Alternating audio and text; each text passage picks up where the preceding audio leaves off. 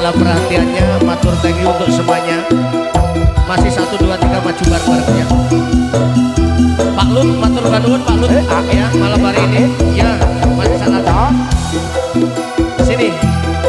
Atau teman-teman semua yang mau nyanyi di sini mau bareng-bareng.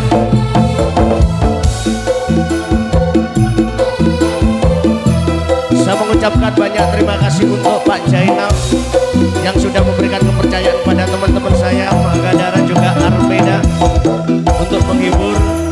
Tamu undangan sudah hadir di acara